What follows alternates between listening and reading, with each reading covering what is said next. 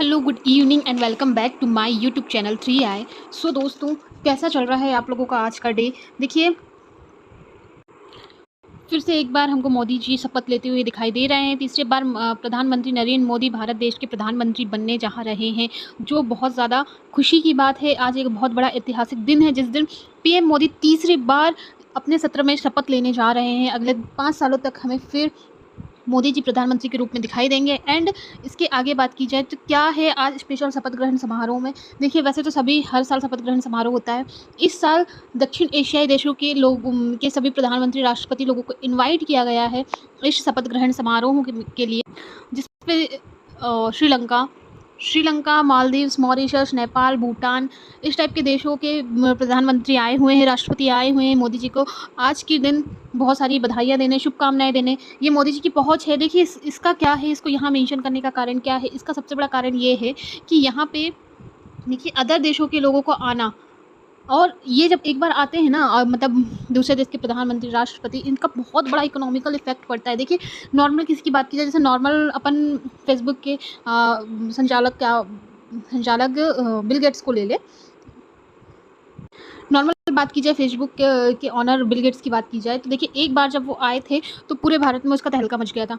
इसका मतलब ये है कि कोई भी जब बड़ी हस्तियां हमारे देश में विजिट करती है ना, तो इसका बहुत पॉजिटिव इफेक्ट पड़ता है इकोनॉमिक ग्रोथ के लिए, इन्वायरमेंटल मतलब टूरिस्ट ग्रोथ के लिए, एंड सोशल ग्रोथ के लिए। सारी चीज़ों पे जो है बहुत पॉजिटिव इफेक्ट पड़ता है किसी भी देश के जो विजिटर्स रहते हैं, मतलब ये जो प्रधानमंत्री वगैरह, राष्ट्रपति वगैरह, या फिर कोई भी बड़ी शख्सियत जो भी आती है, उनका हमारे देश में किसी भी पर्पज से विजिट करना एक बहुत पॉजिटिव इम्पैक्ट लाता है।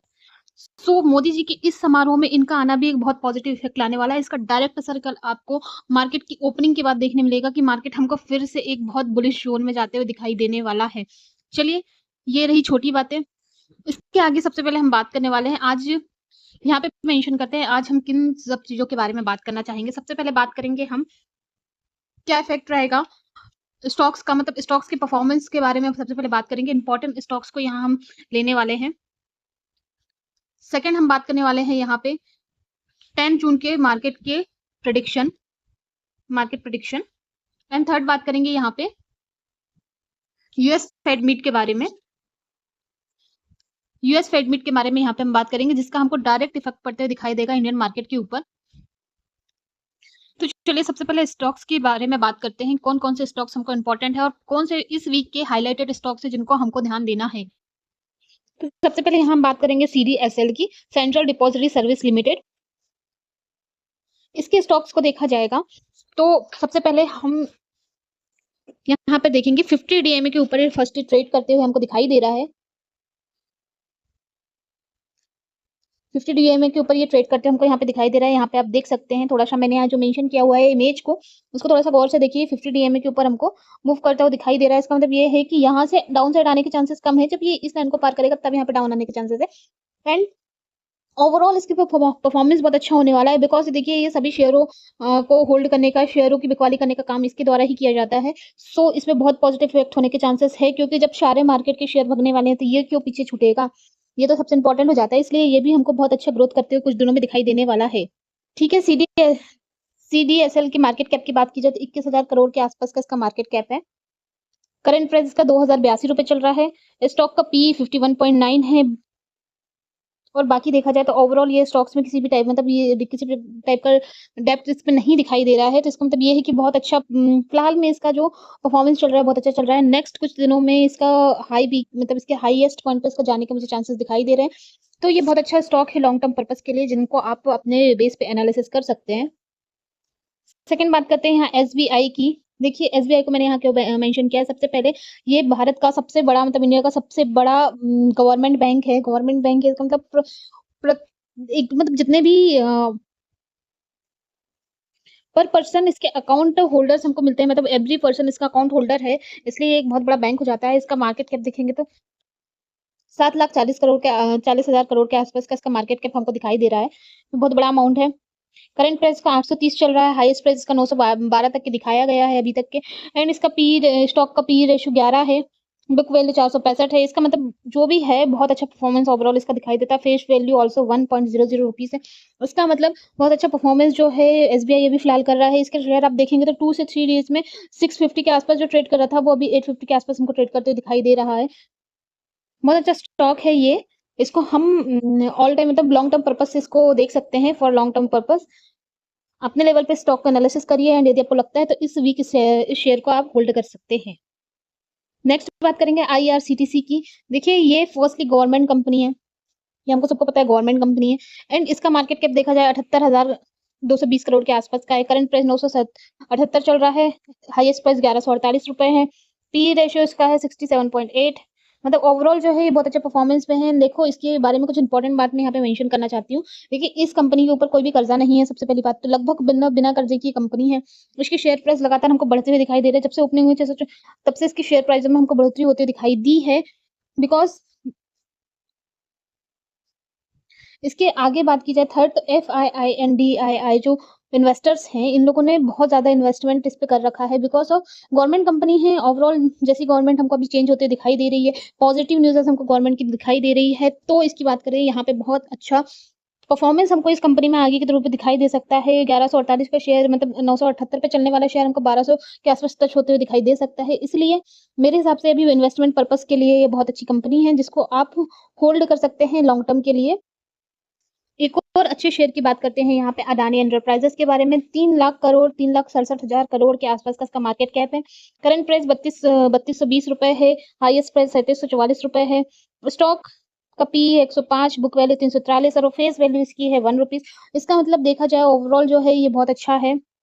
अडानी के ऊपर ठीक है मान सकते हैं कि इनके ऊपर थोड़ा-सा कर्जा ज़रूर होगा, बट एक चीज़ ये है कि इसके जो है ना स्टॉक के परफॉर्मेंस आपको लास्ट वीक का परफॉर्मेंस यदि आप देखेंगे, तो बहुत अच्छा परफॉर्मेंस इस स्टॉक्स ने दिया है। गिरने के बाद मार्केट जब उठा, तो सबसे ज़्यादा मूव करने वाले स्टॉक्स में कोई स्टॉक्स थे, तो अडानी के स्टॉक्स थे। इसके सारे सेक्टर्स में बहुत अच्छा रुझान मतलब बहुत अच्छा परफॉर्मेंस हमको अडानी के सभी स्टॉक्स में दिखा है। तो उसका रीज़न ये है डायरेक्ट गवर्नमेंट से टेंडर लेने वाली ये कंपनी है, जिसका बहुत ज़्यादा फ़ायदा इसको मिला है एंड आगे भी जब हमको पता है कि अब मार्केट फिर से ऊपर जाने वाला है क्योंकि मोदी जी का तीसरा शपथ ग्रहण समारोह है, आगे फिर से मार्केट अपसाइड जाएगा। सो ऑब्वियस सी बात है कि यहाँ पर हमको इस टाइप के स्टॉक्स में भी बहुत अच्छी तेज़ी हमको दिखाई देने वाली है। सो आप भी अपने लेवल पे इस स्टॉक का एनालिसिस कर सकते हैं और देखा जाए तो मेरे हिसाब से तो बहुत अच्छा स्टॉक है। आप अपने लेवल पे इसको एनालिसिस करिए एंड लॉन्ग टर्म पर्पस के लिए इसको आप होल्ड कर सकते हैं। और कुछ इंपॉर्टेंट स्टॉक्स की बात की जाए जैसे जो मैंने कल आपके लिए मेंशन किया था जियो फाइनेंस एंड सेकंड बात करी थी हमने एनएचपीसी की यहाँ पे। तो दो बहुत अच्छे स्टॉक्स हमको यहाँ पे होते हुए दिखाई दिए थे। कल मैंने इनको यहाँ पे वीडियो पे मेंशन किया था विद चार्ट एनालिसिस, तो आप इनको जाकर के देख सकते हैं। एक बहुत इंपॉर्टेंट न्यूज़ यहाँ पे आते हुए हमको दिखाई दे रही है। निर्मला सीतारमण जो है अब वित्त मंत्री नहीं रहने वाले हैं। वित्त मंत्रालय जिनके पास हमको मोदी गवर्नमेंट आने से लेकर के अभी तक के निर्मला सीतारमण के पास में वित्त मंत्रालय था, जो कि अभी यहाँ से हटा दिया गया है इनके पास से। अब देखिए नेक्स्ट कौन इसकी शपथ लेता है। इसका भी एक अच्छा खासा इफेक्ट हमको आगे के जब भी डेट में अनाउंसमेंट होएगा कि कौन इनकी जगह पे शपथ लेने वाला है वित्त मंत्री की, तो उसका एक इफेक्ट उस डे पे हमको दिखाई देगा। तब तक के हम वेट करते हैं, देखिए क्या होता है इसका नेक्स्ट। एक और इम्पोर्टेंट चीज़ को मैं यहाँ पे मेंशन करना चाहती हूँ गोल्ड को। देखिए गोल्ड का जो है ना परफॉर्मेंस अभी फ़िलहाल में हमको जो दिखाई दे रहा था बहुत दिनों से, बहुत हाईएस्ट पॉइंट पे हमको गोल्ड अपने पीक पॉइंट पे पहुँचते हुए दिखाई दिया था। 75,000 के आसपास का ये अपने रुपीज़ के आसपास ही ट्रेड करते हमको दिखाई दिया है गोल्ड। बट अभी जो है ना इसमें थोड़ा-सा मूवमेंट आते हुए दिखाई दे रहा है गोल्ड पे। ये 20 ईएमए के नीचे परफॉर्मेंस करते हुए दिखाई दे रहा है। यदि आपने ईएमए का आइडिया नहीं होगा तो मैं इसके शॉर्ट्स वीडियो डालूँगी, इनमें आप चेक कर सकते हैं। एंड 20 ईएमए के नीचे ये गोल्ड अभी हमको रन करते हुए दिखाई दे रहा है। इसका मतलब ये है कि यहाँ से जो है ना, यदि यहाँ 20 ईएमए के नीचे गोल्ड रन कर रहा है, तो यहाँ से हमको डाउन आते हुए दिखाई देगा। मतलब अब जो है हमको गोल्ड के प्राइस में थोड़ी-सी ठंडक आते हुए दिखाई देने वाली है। कुछ एक दिनों में हो सकता है विदिन 15 डेज़ ही हमको दिखाई दे। सो थोड़ा-सा इनको नज़र रखिए एंड उसके बाद में यदि आप गोल्ड में इन्वेस्ट करने के शौकीन हैं, तो इसके डाउन प्राइस आने के बाद में आप इन्वेस्ट ज़रूर कर सकते हैं। अभी फिलहाल इन्वेस्ट नहीं करिएगा बिकॉज़ यहाँ से थोड़ा ना ये यहाँ से बहुत ज़्यादा अप जाएगा, ना जब तक लो नहीं आता है तब तक कि इस पे इन्वेस्ट नहीं करिए, लो आने के बाद ही इस पे इन्वेस्टमेंट करिए। एक और इम्पोर्टेंट न्यूज़ है, 12 तारीख को आने वाली है यूएस फेड की रिपोर्ट। 12 जून अलर्ट रहिए। यदि दिन के टाइम में ये न्यूज़ आती है, वैसे तो दिन के टाइम में आना थोड़ा-सा मुश्किल है। इवनिंग टाइम पे इसकी न्यूज़ हमको सुनाई देगी। 12 तारीख को ये न्यूज़ आती है तो ऑब्वियस सी बात है 13 को हमको कुछ अच्छा परफॉर्मेंस इस मतलब जो भी इसका रहेगा पॉजिटिव न्यूज़, नेगेटिव न्यूज़ जो भी रहेगी उसका डायरेक्ट इफ़ेक्ट पड़ते हमको अपने इंडियन मार्केट में दिखाई देने वाला है। तो थोड़ा-सा अलर्ट रहिएगा 12 को। सो फाइनली मोदी जी तीसरी बार गवर्नमेंट लेने जा रहे हैं। इसका पॉजिटिव इफेक्ट कल हमको दिखाई देने वाला है। 10 जून को जो है ना मार्केट में चाहे जो भी ओपनिंग हो बिकॉज़ गिफ्ट निफ्टी अभी फिलहाल में हमको लास्ट ट्रेडिंग सेशन में थोड़ा-सा गिफ्ट निफ्टी नेगेटिव में जाते हुए दिखाई दिया है। इसका मतलब ये है कि हो सकता है कि मार्केट गैप डाउन के साथ में ओपन हो और गैप डाउन के साथ में नहीं भी ओपन होता है, अपने जिस भी पॉइंट पर वो ओपन होता है, मान के चलिए 23,200 के पॉइंट के आस-पास भी ये हमको ओपन होते दिखाई देता है, तो बिल्कुल बेझिझक रहिए। ये कल की डेट में हमको 23,600 के लेवल को पार करते हुए दिखाई देने वाला है। 400 से 500 पॉइंट का मूव आप कल की डेट का पकड़ के चलिए कि इतना मूव होने ही होने वाला है। That's so positive news. कल मार्केट में पॉजिटिविटी बनी रहेगी, इस बात से आप श्योर रहिए एंड अपनी बाय की पोज़ीशन आप लगा सकते हैं। ये मेरा सजेशन नहीं है, ये मेरा विचार है, मैं जो यहाँ पे शेयर कर रही हूँ। आप अपने तरीके से इन्वेस्ट मतलब अपने तरीके से ऑप्शन बाइंग सेलिंग जो भी आप करना चाहते हैं आप करिए। ये मेरा सजेशन था कि हाँ, यहाँ पे मुझे कुछ पॉजिटिविटी कल दिखाई दे रही है तो मैंने यहाँ पे शेयर किया। So thank you so much for watching my video. यदि आपको मेरा वीडियो अच्छा लगता है तो लाइक करिए, शेयर करिए, सब्सक्राइब करिए मेरा YouTube channel 3i। Thank you so much.